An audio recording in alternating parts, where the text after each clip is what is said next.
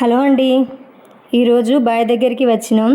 ఎందుకంటే పోయిన పంటకి కండలు ఏరిన చంద్రికలు అలానే ఉన్నాయి.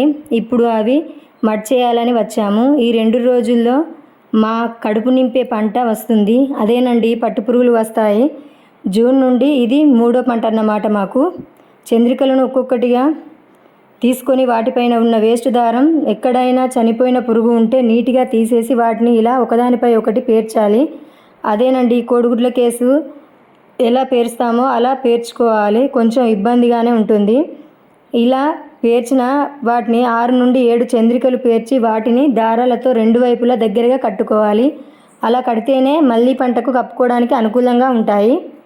ఇలా అన్ని కట్టెలు కట్టిన తర్వాత బ్లీచింగ్ నీళ్ళలో అన్నింటినీ వేసుకొని నీట్గా పిండాలి. అంటే వాటి మీద ఎలాంటి వైరస్ ఉండకుండా జాడియాలి. చంద్రికలన్నీ మడ్ చేయడం అయితే అయిపోయింది. వాటి అన్నింటినీ జాడించుకున్నాం. ఇప్పుడు లాస్ట్గా మల్బరీ షెడ్ క్లీన్ చేసుకోవాలి మేము. దానికోసం గాను డ్రమ్ము నీళ్ళల్లో 1 లేదా 2 ప్యాకెట్ల అస్రా వేసి షెడ్ అయితే కడుక్కుంటున్నాం. ఇది లాస్ట్ కడగడం అన్నమాట షెడ్ని.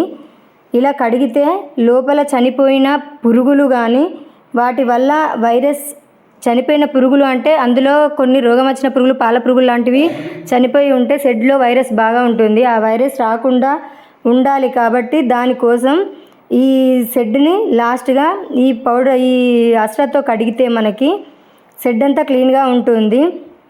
దీంతో కడిగి పట్టు పురుగులు వేసుకుంటే వైరస్ రాకుండా ఉంటుంది. ఇప్పుడైతే షెడ్ కడగడం మొదలు పెట్టాం.